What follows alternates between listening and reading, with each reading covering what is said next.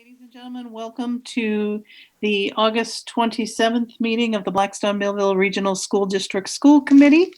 I would invite you to join me in the Pledge of Allegiance. I pledge allegiance to the flag of the United States of America and to the republic for which it stands, one nation, under God, indivisible, with liberty and justice for all. Thank you. I would like to do introduction of folks that are on the call. I am Jane Reggio, and I am from representing the town of Millville. Sarah Larkin, Millville. Tammy Lemieux, Blackstone. Jack Keefe, Blackstone. Carrie Gaudette, Blackstone. Sarah Williams, Blackstone. Okay. We have a very brief meeting this evening. First and foremost, I would entertain a motion to approve consent agenda A, which is the warrants. So moved. Moved by Jack. Second by Tara. Second by Tara. Any discussion? All those in favor? Go ahead. Can we discuss the tents? What would you like to discuss, Tammy? I guess Matt maybe can answer this. What is the plan for I see tents in the vouchers. What is the plan for? There's a lot of money involved there, and I'm wondering what the plan is. As a camper, I know that you have to take these things up and down, and who's doing that? Custodial staff will be setting the tents up and taking them down. There will be actual adjustments to the tents that you see on that current voucher. We recently have been in communication with both the building inspectors of Blackstone and Millville, and we are trying to, we had purchased some tents that were between 26 feet times 20 feet and some tents that were 30 feet by 20 feet.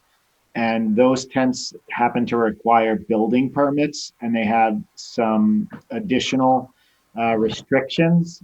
And apparently the ones that we had purchased had an effective California fire retardancy rating, but they did not have the NFPA 701 standard, which is required in our area.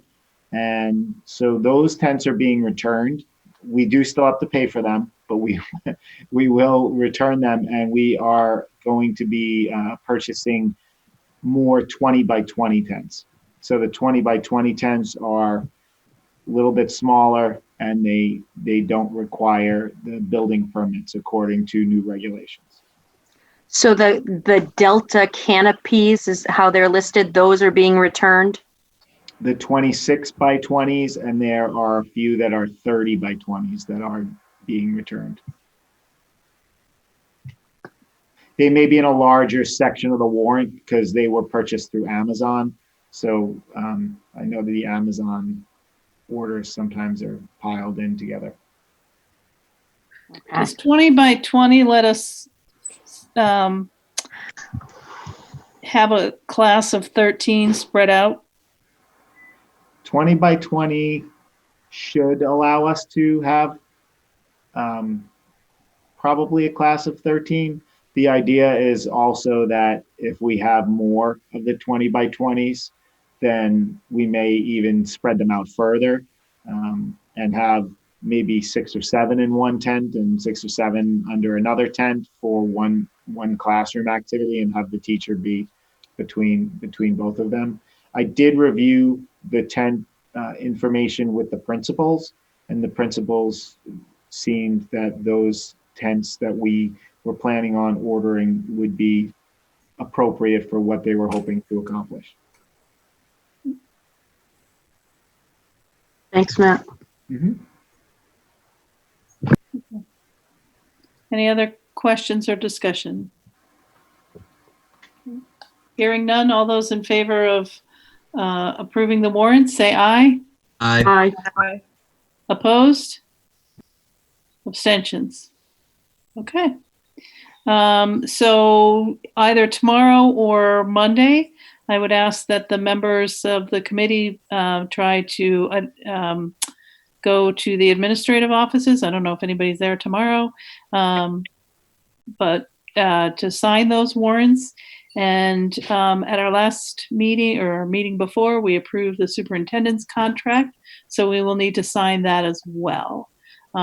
Carrie would not need to sign that because that was not under her time frame, but everybody else would need to sign both the warrants and the superintendent's contract, and Carrie just the warrants.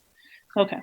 And then the only other thing on our agenda, I believe we asked for an update of what's happening with the boiler project, because I understand on September 8th, there will be a public hearing in Millville regarding that project. So.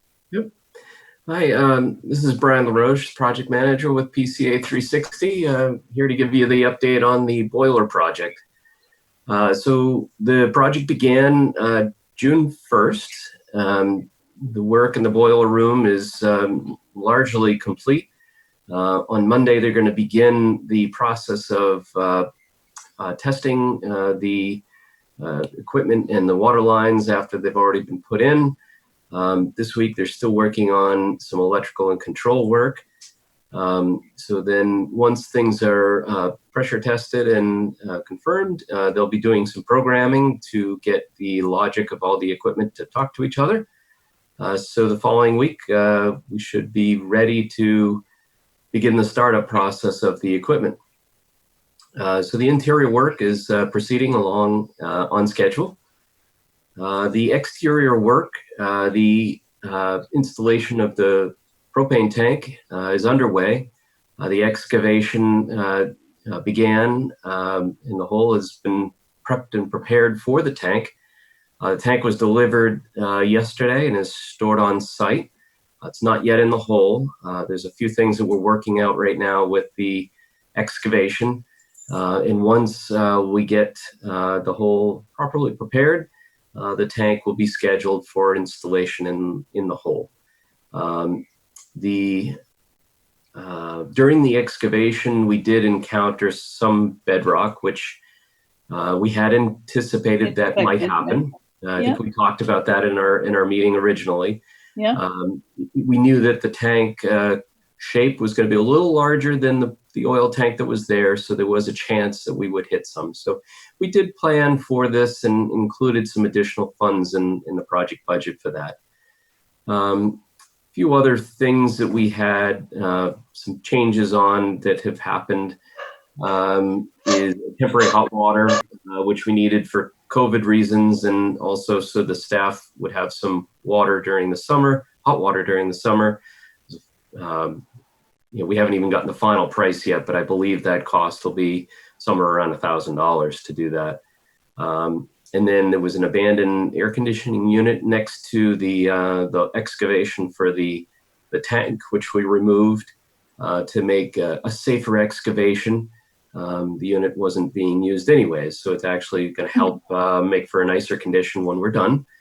And then the contractor recommended that the wood retaining walls on either side of the loading dock, which are in poor condition, be replaced while we're doing all the work. We have the machinery there, and so we did get a price to make an improvement there. So a few minor changes, all within our project budget. We are, let's see, just some other things. So yes, you had mentioned the license hearing. Yes. The tank, so any time you store propane over 2,000 gallons on a site, a license is required for the storage of flammable materials.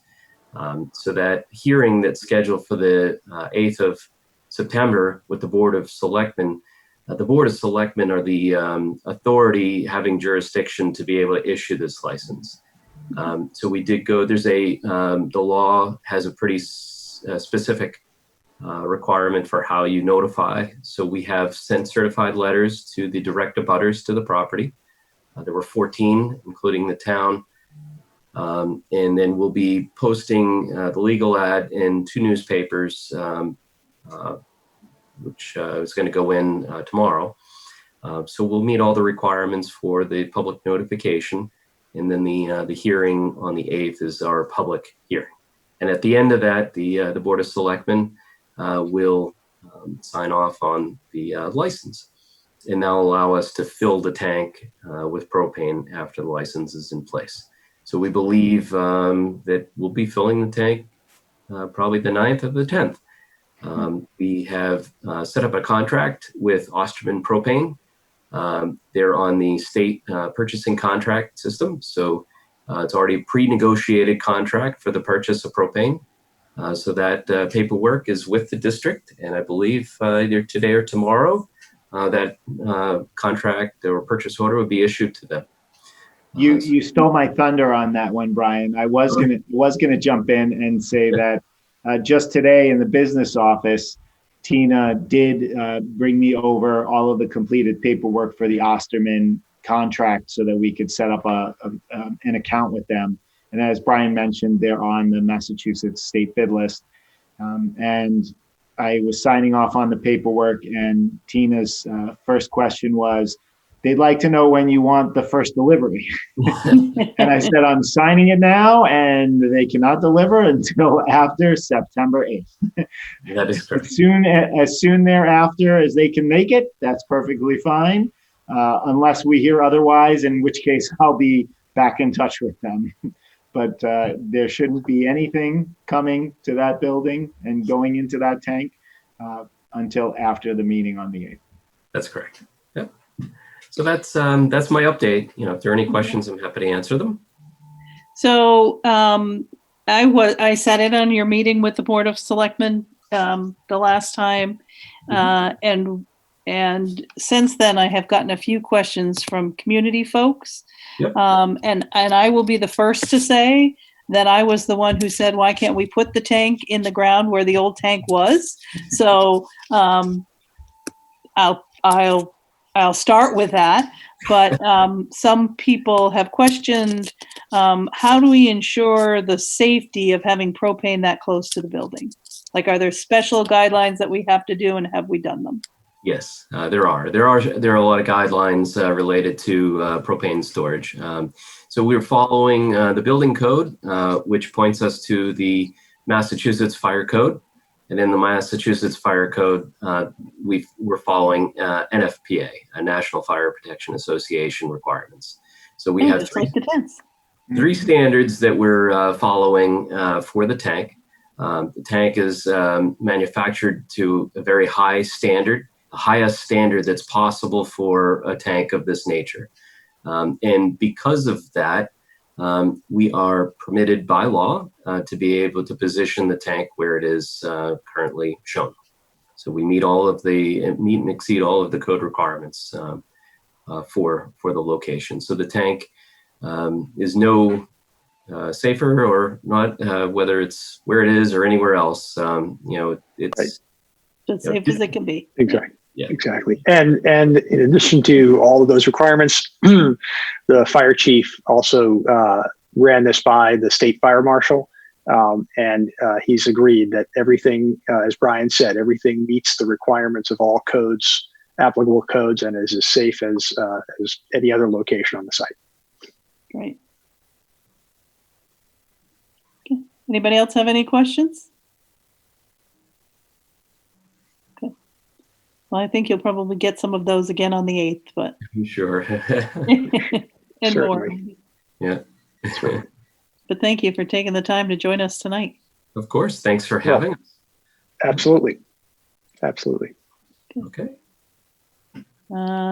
Anyone? Jesse, I assume there's no public comments. I don't see any in chat. Okay.